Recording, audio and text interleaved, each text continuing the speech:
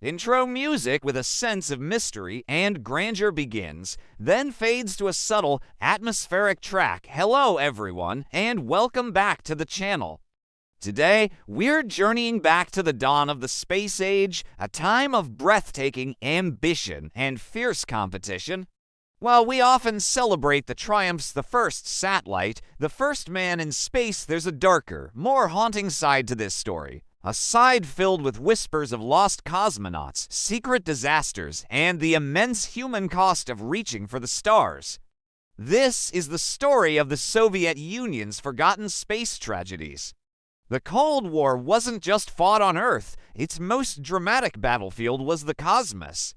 For the Soviet Union, every launch was a display of technological and ideological superiority. The pressure to be first was immense, and this relentless drive often pushed safety protocols to their absolute limit and sometimes far beyond. Every mission was shrouded in secrecy, successes were trumpeted to the world, but failures were often erased from history. This is where the legend of the lost cosmonauts begins.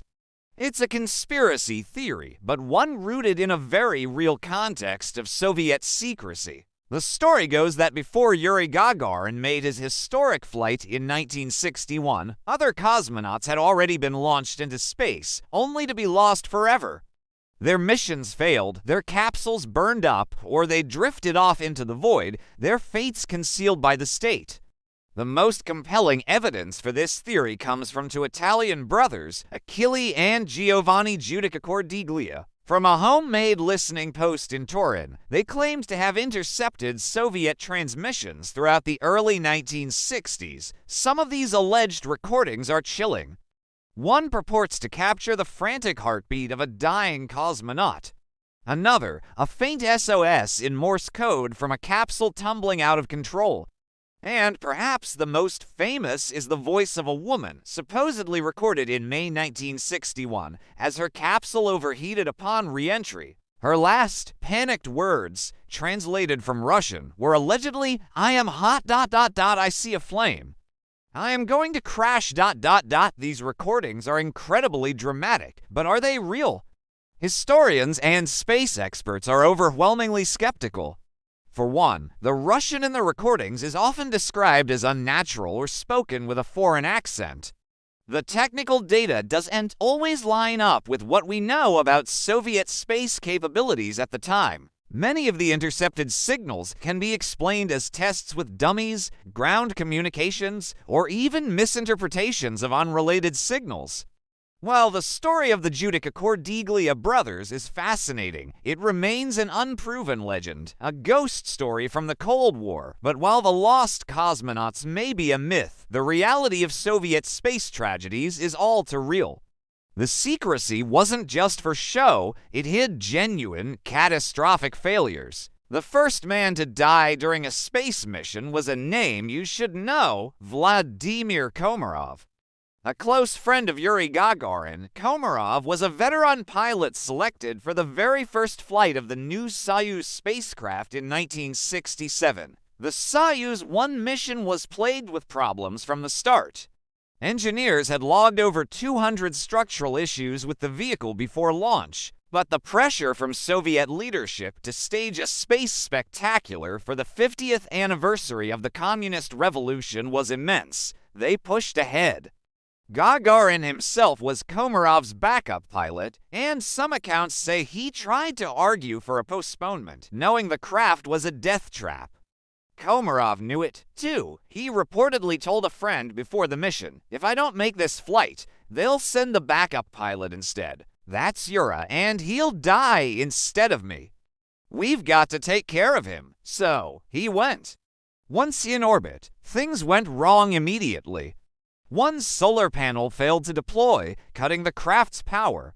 The navigation systems failed. Komarov couldn't control his ship. After a harrowing 24 hours struggling to manually orient the capsule, he finally began his descent. For a moment, it seemed like he might just pull off a miracle. But then, the final, fatal failure occurred. The main parachute failed to deploy. The backup chute tangled in the lines of the drogue chute and also failed. The Soyuz 1 capsule plummeted to Earth like a stone, hitting the ground at over 400 kilometers per hour. Vladimir Komarov was killed instantly. The impact was so violent that only a charred heel bone and a few fragments could be recovered. It was a devastating blow, a tragedy born from political pressure and a rushed schedule. Just 4 years later, tragedy would strike again. In June 1971, the crew of Soyuz 11 Georgy Dobrovolsky, Vladislav Volkov, and Viktor Patsayev were returning to Earth after a record-breaking 23 days aboard the world's first space station, Salyut 1. Their mission had been a resounding success, a moment of national pride. As they prepared for re-entry, they joked with ground control. Everything seemed perfect. Their capsule landed flawlessly in Kazakhstan. The recovery team rushed to the site, expecting to greet heroes. But when they opened the hatch, they were met with an unnerving silence. The 3 cosmonauts were sitting in their seats, lifeless. At first, there were no visible signs of what had happened. It was a complete mystery. The investigation later revealed the horrifying truth. During the separation of the service module from the descent module, a tiny pressure equalization valve, a valve no bigger than a coin, had been jolted open. The cabin's atmosphere vented into the vacuum of space in less than 2 minutes. Because the cosmonauts weren't wearing pressure suits, they had been removed to save space inside the cramped capsule. They were helpless. Within seconds, they were unconscious. The official cause of death was embolism, but they had, in effect, suffocated in the vacuum of space.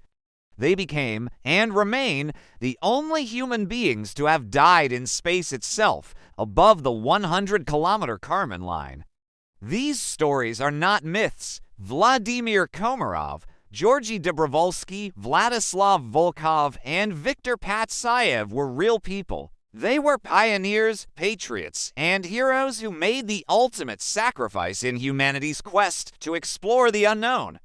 Their names are etched onto a plaque left on the moon by the Apollo 15 crew, a tribute from their rivals and fellow explorers, honoring all the astronauts and cosmonauts who had given their lives. The Soviet space program was built on a foundation of brilliant science, incredible courage, and profound secrecy. While the legends of lost cosmonauts may capture our imagination, the true stories of the men who died are far more powerful. They serve as a stark reminder that progress, especially in the perilous frontier of space, often comes at an immense and tragic cost. These are the names we must not forget. Thank you so much for joining me on this journey into a darker chapter of space exploration. If you found this story as compelling as I do, please hit that like button and consider subscribing for more deep dives into history and science. Let me know in the comments what other historical mysteries you'd like to see covered. Until next time, stay curious.